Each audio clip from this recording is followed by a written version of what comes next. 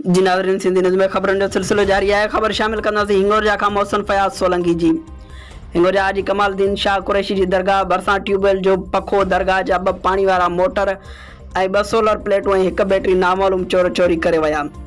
तफ़सील मूजिबि गुज़िरियल राति देर सां नामालूम चोर हिंगोरजा जे दरगाह फ़क़ीर हाजी कमालुद्दीन कुरैशी भरिसां आसिफ अली मंगी जे लॻल ट्यूबवेल जो पखो लाहे विया ऐं दरगाह फ़क़ीर हाजी कमालुद्दीन कुरैशी ते लॻल 2 पाणी वारा मोटर ऐं 2 सोलर प्लेटूं ऐं 100 वोल्टेज जी बैटरी नामालूम चोर चोरी करे खणी विया।